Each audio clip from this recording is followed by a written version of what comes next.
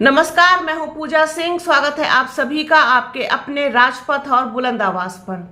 दोस्तों, भारतीय जनता पार्टी के सांसद रमेश बिधूड़ी ने जब से बसपा सांसद कुंवर दानिश अली के लिए जिस तरीके की भाषा का प्रयोग किया, उनके लिए अमर्यादित शब्दों का प्रयोग किया, तब से पूरे देश में इस बात की चर्चा है कि आखिरकार भारतीय जनता पार्टी के नेता अभी और कितना गिरेंगे, कितना गिरेगा उनका नैतिक आचरण, किस हद तक जाएंगे ये और कहां जाकर के रुकेगी इनके ये गिरने की जो पराकाष्ठा है। किसी को भी नहीं छोड़ते हैं, कोई मौका नहीं छोड़ते हैं किसी भी व्यक्ति को नीचा दिखाने के लिए, खास तौर पर धर्म और मजहब के नाम पर। ऐसा लगता है कि ये देश जो है इनकी अपनी जागीर है और अपनी बपौती है, जिसमें इनके अलावा किसी और को रहने का अधिकार नहीं है। खैर, जब से ये घटना हुई तब से लगातार लोगों की इस पर प्रतिक्रिया आ रही है। उसमें चाहे बसपा सुप्रीमो मायावती हो, बसपा के राष्ट्रीय कोऑर्डिनेटर आकाश आनंद हो, समाजवादी पार्टी के राष्ट्रीय अध्यक्ष अखिलेश यादव हो, तमाम और दूसरे लोग, और कांग्रेस के सांसद राहुल गांधी तो कुंवर दानिश अली से मिलने उनके घर पहुंच गए, उनके जख्मों पर मरहम लगाया। ये तो हो गई पूरी घटना पर एक छोटा सा जो है रिकैप। अब असल मुद्दा ये है कि जब से नई संसद में, यानी कि जो सेंट्रल विस्टा है, उसमें ये लोग शिफ्ट हुए हैं, वहां पर कामकाज शुरू हुआ। उसके बाद महिला आरक्षण बिल पर बात हो रही थी कि ये लोग इसको लेकर के आएंगे, लागू होगा। अब इसमें से इन्होंने ओबीसी यानी कि अन्य पिछड़ा वर्ग को गायब कर दिया, हटा दिया।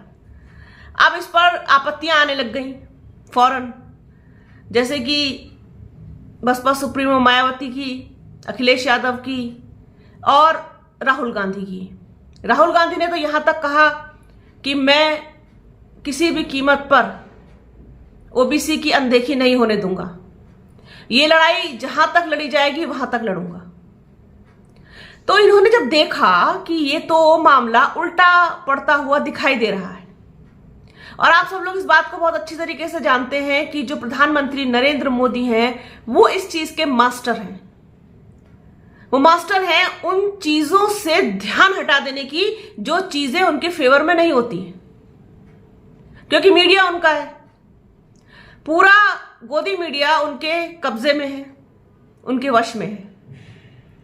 तो इस चीज पर से ध्यान कैसे हटाया जाए, ये तो सब ओबीसी करने लग गए, और ओबीसी ही वो सबसे बड़ा पिलर है भारतीय जनता पार्टी का, जिसके ऊपर इनका पूरा साम्राज्य जो है वो टिका हुआ है।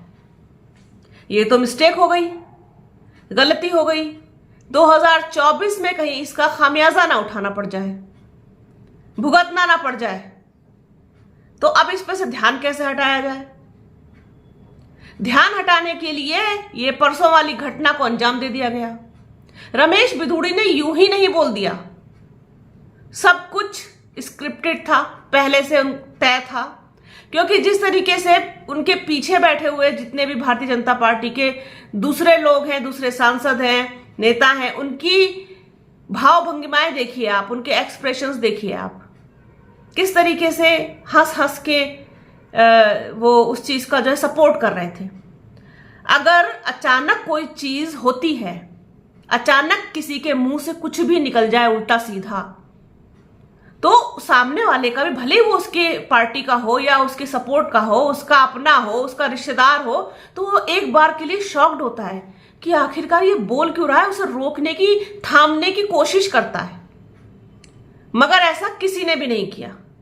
तो इससे ये साफ जाहिर होता है कि ये सब कुछ प्री प्लान्ड था, प्री स्क्रिप्टेड था, और ये होना था, और ऐसा करने के लिए रमेश बिधूड़ी को चुना गया। रमेश बिधूड़ी ने इस पूरे वाक्य को अंजाम दे दिया। तो बहस ओबीसी से हट करके अब कुंवर दानिश अली और रमेश बिधूड़ी पर आकर टिक गई। अब सब जो है सिंपैथी जो है दानिश अली के साथ जो है जताने लग गए। सब लोग ट्वीट के माध्यम से और बाइट्स के माध्यम से और सोशल मीडिया पे पूरा छाया हुआ है, ट्रेंड कर रहा है सोशल मीडिया पर, ट्विटर पर ट्रेंड कर रहे हैं दानिश अली।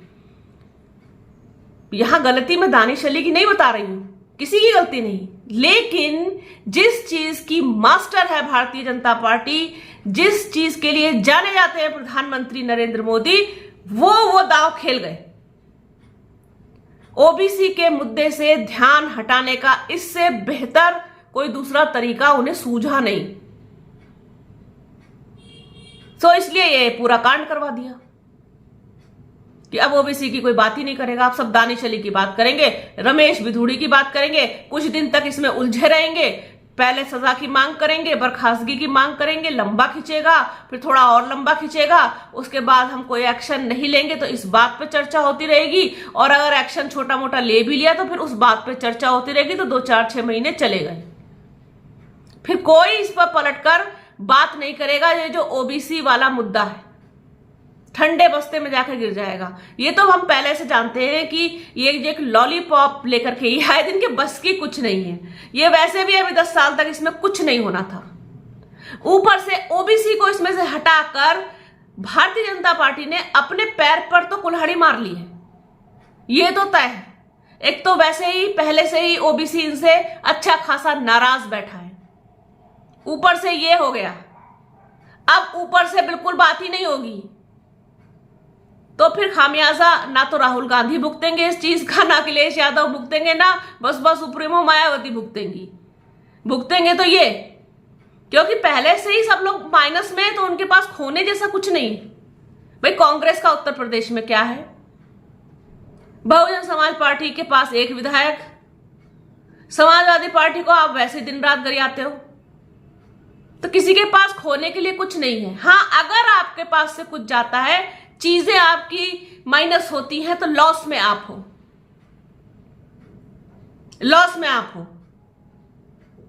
आप चवन्नी उठाने के चक्कर में रुपया गंवा बैठे। ये कहीं ना कहीं आप देखेंगे इस चीज को सच होता हुआ 2024 में।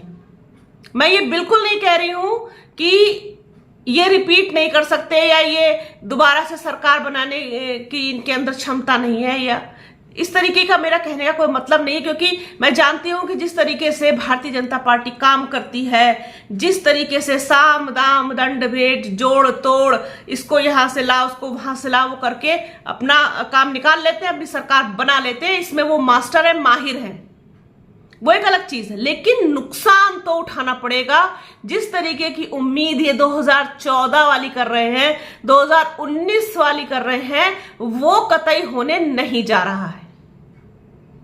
अल्पसंख्यकों का वोट, खास तौर पर अल्पसंख्यक महिलाओं का वोट 2014 में 3 तलाक के नाम पर इनको खूब मिला था, मैं डंके की चोट पर कह सकती हूं, जिम्मेदारी के साथ कह सकती हूं, खूब मिला था।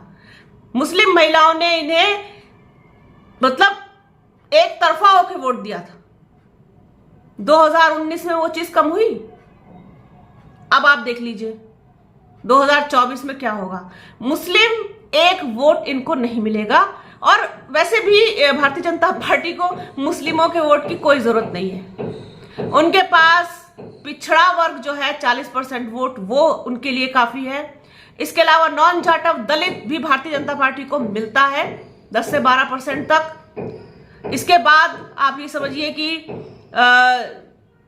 सवर्ण वोट वो भी सारा इनका है ही है, तो इनको मुस्लिम के वोट की कोई जरूरत नहीं है, लेकिन ये नुकसान में रहेंगे। और ओबीसी की उपेक्षा करके, अनदेखी करके इन्होंने अपने पैरों पर कुल्हाड़ी मार ली है। रमेश बिधूड़ी के द्वारा जो कराया गया वो सिर्फ इसलिए कराया गया कि यहां से उनका ध्यान हटे, दूसरे लोगों का, दूसरी पार्टी का, विपक्ष का ध्यान हटे, जिससे कि इस पर आगे बात ही ना हो सके। तो ये चीज थी, आपके साथ शेयर करनी थी। बने रहिए राजपथ और बुलंद आवाज के साथ। हमारे चैनल को लाइक कीजिए, शेयर कीजिए, सब्सक्राइब कीजिए, बेल आइकन जरूर दबाइएगा। अपना और अपनों का बहुत ख्याल रखिए। जल्द मिलूंगी आपसे एक नए वीडियो में एक नए मुद्दे के साथ। तब तक के लिए जय हिंद।